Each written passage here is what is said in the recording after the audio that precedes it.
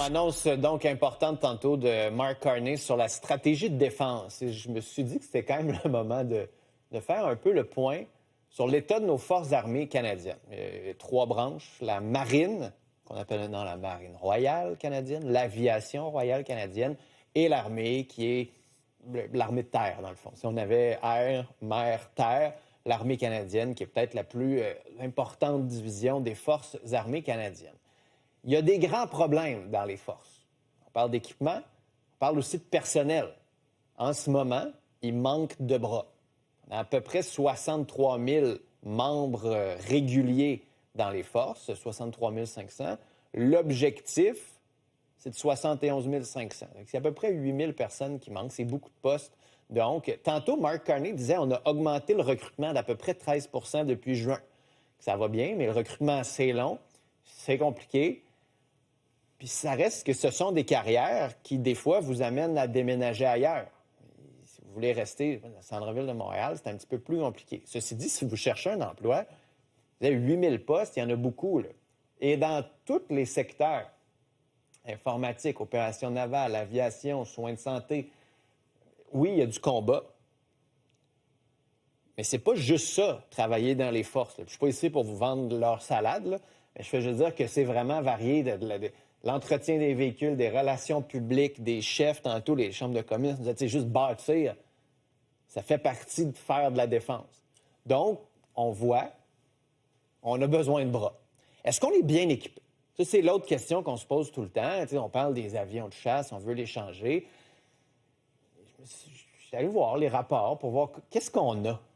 On a des frégates, 12 frégates, qui sont utiles, des navires de combat. C'est quand même très sophistiqué comme genre de navire. Des patrouilleurs aussi, on en a 6 qui nous permettent d'aller dans l'Arctique, de se promener sur les côtes, donc de patrouiller ces régions-là, notamment avec les gardes-côtes. On en a 12 navires de défense côtière. Puis on a 4 sous-marins. Pour un petit pays, en population, c'est pas si pire. Le problème, c'est qu'on est un énorme pays en géographie. Et si vous placez ces bateaux-là un peu partout, est-ce qu'on couvre vraiment l'Arctique? Ça, c'est juste notre propre défense. Vous voyez, déjà, il y a un enjeu. Là où on a un petit peu plus d'équipement, aviation royale. On a des F-18, Hornet, 89 à peu près. On a mis la petite barre, on a à peu près 11 avions de patrouille aussi. Ça, c'est des CP Aurora, CP 180, donc des avions qui servent à faire de la surveillance, à faire prendre des images satellites.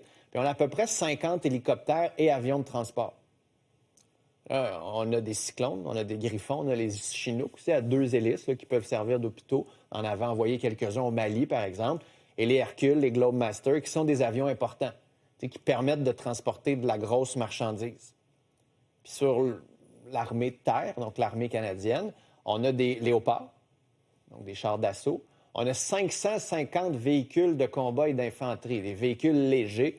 Ça, on en fabrique et on en a quand même plus de 500 qui sont assez pratiques si on veut intervenir sur terre. Puis après ça, des centaines de véhicules tactiques et de soutien. Vous allez dire, c'est pas si pire. C'est pas si pire, on est équipé. Le problème, c'est pas la quantité. Je veux dire, ça peut être un enjeu si on veut défendre tout notre territoire, qui est énorme. C'est surtout que l'état de ces flottes-là, donc on a calculé que pour la marine, que pour l'armée de l'air et l'armée de terre, c'est à peu près 50 % qui est en état qu'on qualifie de satisfaisant. Donc, en mesure de satisfaire aux exigences en matière de donner des cours, d'être préparé et d'entrer en opération. Qu'on le voit, 51 % à la marine, armée de terre, 56 % puis armée de l'air, 44 %. C'est des avions, c'est compliqué, c'est de la mécanique. On ne veut pas nécessairement envoyer quelque chose qui est en semi-état. J'ai déjà parlé à des soldats, à un moment donné, on voyageait. Pour vrai, à l'intérieur de certains de nos avions, ça tient du tape. C'est pas une image. C'est vrai. Fait que tu as l'équipement. Mais ça, c'est l'équipement souvent qu'on voit qui est hot. Là. Quand on achète des avions de chasse, quand on achète des hélicoptères, ça coûte cher. Est-ce que c'est ça? Où s'en va notre nouveau budget? Parce que le budget est en hausse. Là. On le dit avec Mark Carney tantôt. Augmentation de 9 milliards simplement pour cette année pour atteindre 60 milliards de dépenses. C'est à peu près 2 % de notre économie.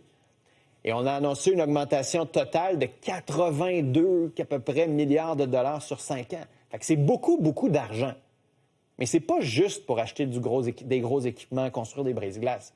Il y a plein d'autres affaires. On a augmenté les salaires. Fait que déjà ça, en partant, on veut recruter. On va mettre plus d'argent. Ça coûte cher. Ça coûte cher. La main-d'œuvre coûte cher. On va vouloir bâtir pour pouvoir accueillir ces gens-là. Puis faut les équiper. Tout l'équipement, il faut l'acheter aussi. Et donc, aujourd'hui, on regarde les entreprises qui pourraient profiter de ces annonces de budget supplémentaires. Et il y en a quand même pas mal. Tantôt, Mark Carney était chez CAE, compagnie haute technologie qui fabrique notamment des solutions, là, des simulateurs pour pouvoir apprendre à opérer sans nécessairement être dans des zones de guerre. Donc, on pourrait servir, avoir des solutions donc, pour les forces. Bombardier qui a créé une division de défense pour offrir des avions, en disant, regardez, nous autres, on a des avions qu'on peut transformer en avions de surveillance. Justin Trudeau, son gouvernement avait décidé de ne pas aller dans cette direction-là. On ne comprenait pas trop pourquoi. Surtout que tous les autres pays, leur aéronautique n'est pas subventionnée, mais est hautement utilisée pour la défense. Et là, on voit d'autres entreprises, MDA Space, des renseignements géospatials, de la robotique. C'est eux qui ont travaillé notamment sur le bras canadien. Ils sont quand même, c'est pas des deux de pique. On pourrait utiliser leur robotique. Il y en a d'autres, services de santé, Calian, c'est une entreprise d'Ottawa. Quand on disait on peut aller un petit peu partout, Kraken Robotique, par exemple, Terre-Neuve, on utilise l'intelligence artificielle, puis on peut utiliser, mieux comprendre avec des détecteurs, par exemple, des sous-marins. General Dynamics, une autre entreprise qui fabrique notamment des blindés, fabrique des munitions. C'est plus classique, mais ça fait partie de ces entreprises, donc, qui pourraient être mises à contribution. Il y a plein d'autres PME, puis on en parlait avec les chambres de commerce tantôt, qui veulent participer. Est-ce qu'elles vont pouvoir le faire? C'est quand même la grande question. Est-ce que l'argent va réussir à être dépensé comme il faut? Il va falloir quand même surveiller ça de près. On est habitué avec les dépassements de coûts, on est habitué des fois que l'argent va un peu partout. Il va falloir surveiller ça, mais si ça fonctionne, comme une nouvelle industrie qu'on vient de créer, on n'est pas juste en train de donner des subventions en se croisant les doigts comme on l'a fait avec les Nordvolt et autres. On va donner de l'argent pour acheter du matériel, idéalement pour en exporter aussi avec nos alliés. Et donc, c'est pour ça qu'on est peut-être un petit peu plus confiant que ça pourrait bien se passer. Après, comme disent les Anglais, « proof is in the pudding ». On va voir si on est capable de le faire. On va voir si les bottines vont suivre les babines. Et c'est la grande question qu'on se pose aujourd'hui.